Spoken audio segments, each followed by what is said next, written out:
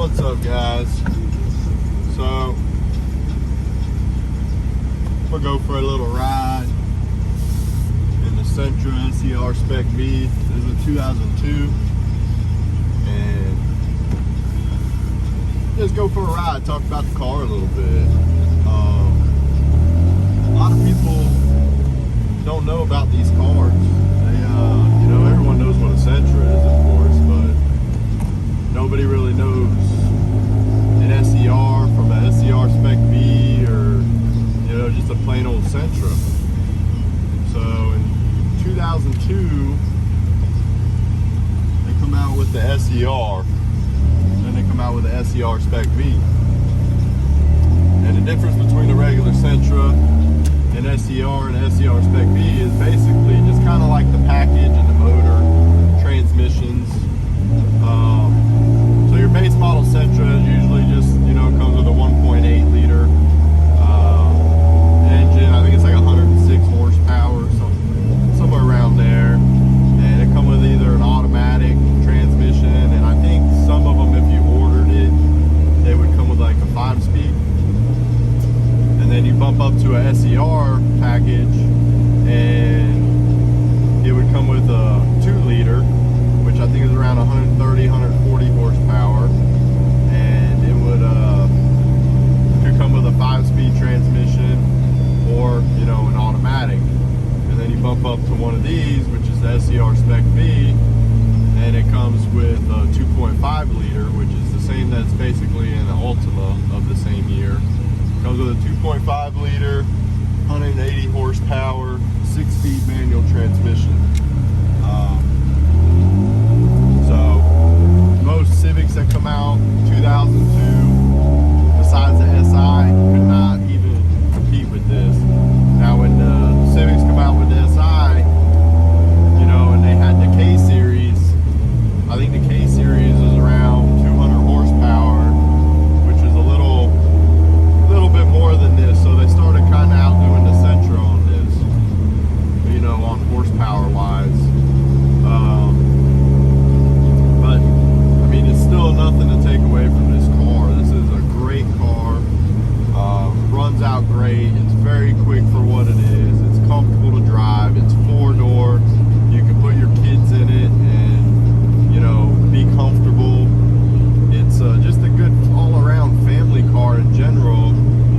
Plus it's fast and it's fun to drive. It's quick, 180 horsepower with a 6-speed transmission. I understand in 2023 that's, not a lot of power, but it doesn't take away from how fun it is to drive. This car isn't very heavy. So, I mean, 180 horsepower gets it up and going. The thing that I liked about this car more than, buying an SI series, because I didn't want to go out and buy a new car. I had a new car, it got totaled, somebody rear-ended me, and they totaled it out, and then I had the decision to make to go out and buy, another new car and have a payment or just pay cash for something. I just paid my truck off. We're still paying on my wife's car. But I really I was like, I don't want another payment. I'd rather just get something that I can fix up or that's in good shape. I still have like a windshield to do, but basically everything else is done. But I wanted something I could just fix up and work on myself, and it's paid for, but it's still family oriented. The Civics, the SIs are 2 doors, and it's just, it's hard to have kids in just a 2-door car. So I ended up going with the Sentra with the 4 doors, and honestly, I'm very glad I did. I'm not disappointed at all with it. It runs good. AC works. I put a new radio, new speakers in it, put new carpet in it. For an 02, if you've seen this car, I mean, if you know what the car is, it's an 02. But if you've seen it in person, you would never guess, how old this car is, because it's in such nice shape. But these cars get a lot of hate. A lot of people don't consider them part of the JDM world. They're not very sought after at all. And they're honestly getting really hard to find because of it. And so, in my opinion, every car that I've ever seen that, was kind of like a sport model or anything like that, when they start getting hard to find, they start increasing in value. So, I mean, you can find these cars clapped out all over the place for 1,500 bucks, 2,500 bucks, but to find one in decent shape, it took me a while to find one of these in decent shape. And you know, they get up in $5,000, $6,000, $7,000 range. So you know, imagine 10 years from now when you really can't find one, it's going to be worth quite a bit more then. So try to take care of it, treat it right.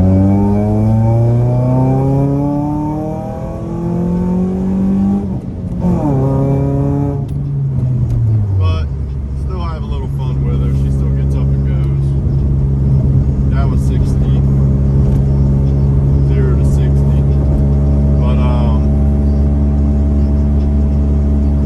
But just a good all-around solid car. If you have a family and you need a 4-door and you're looking for something, you know, affordable, under 7,500 bucks, I mean, you really can't go wrong with one of these cars. They do everything you wanted to do, and they're still fun. Parts are relatively cheap. They're probably a little bit more than a Civic is. If you want to turbo it, you're probably looking around 3,500 to $5,000 for a decent turbo kit. But you're talking about making 350 to 400 wheel horsepower reliably. Like, you can drive it every day. It's not like one of these eBay Honda kits you're going to buy and, you know, throw it on a car and you're going to have to work on it every day or every other day. You can't really daily drive it. And I mean, you could do the same eBay kit as the Hondas. I mean, they make them. But reliably, I would definitely do it right, spend the money.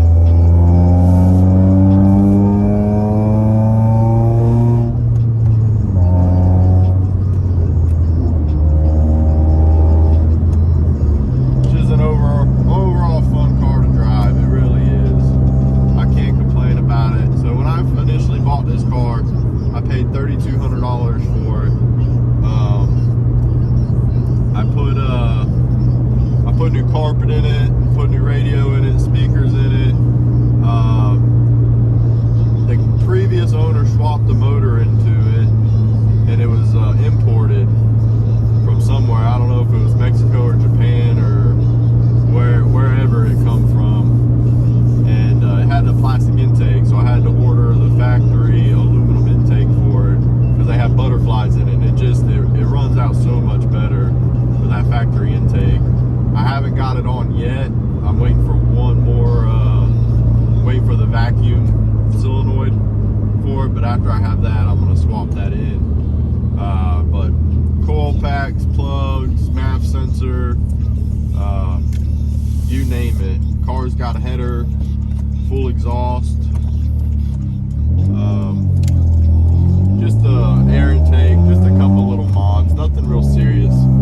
Just little stuff to give it a little better performance and then still be reliable. And eventually I might turbo it, but I kind of want to wait on that for a little while. I want to drive the car and just work all the bugs, because any car of this age is going to have, you know, little issues you have to work out of it. And I've been slowly fixing it up, and I'm right there at the finish line now. It's been very reliable thus far. I'll probably put another 5,000 miles on it before, you know, I start looking at turbo kits. But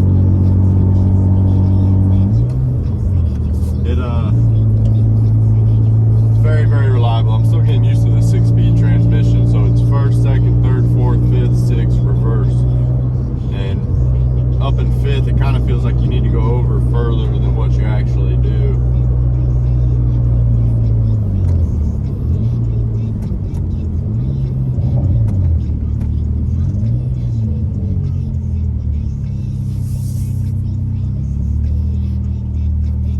But yeah, a lot of people do hate on these cars. They say they're not really performance cars, quote. But I mean, really, what is JDM? What is performance? The car's from Japan. It was sold as a production performance car. It's kind of like the Neon SRT4s, you know. I've always loved the Neon SRT4s, and I actually looked at one of those before buying this, my biggest issue is I basically was looking for whatever I found first that was the cleanest and the best shape, and you know, was just going to be the best fit for me and my family. And you know, it just so happened to be the Spec-V was it. You know, it was the cleanest car that I found first. And I did go look at a couple SRT4s, but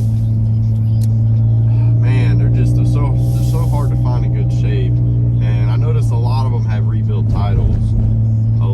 I'm in Florida, so it's just extremely hard to find anything decent around here.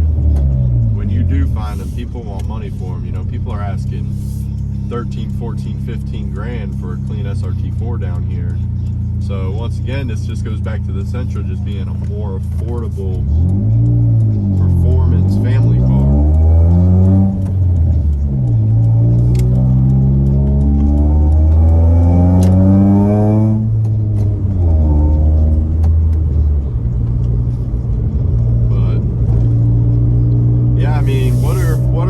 Opinions on a Sentra?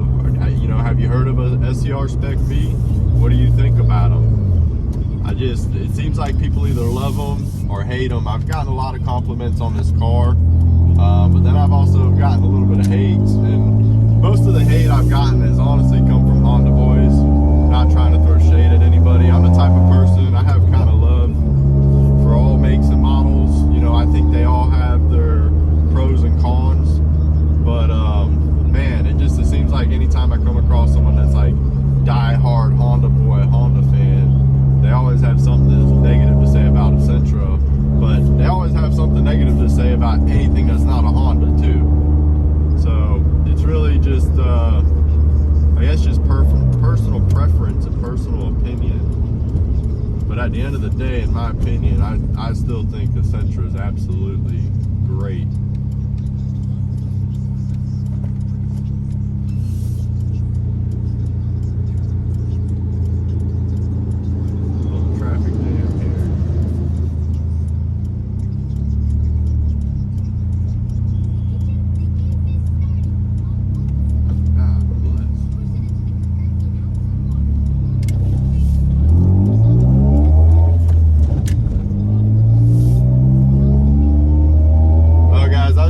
Grocery store, I gotta get some stuff, but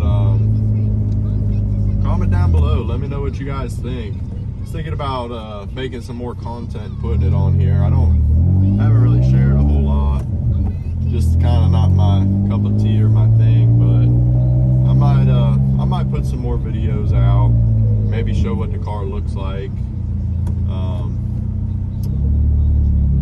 and maybe go over some more stuff about the car if anybody's interested. Alright guys, we'll see you later. Peace.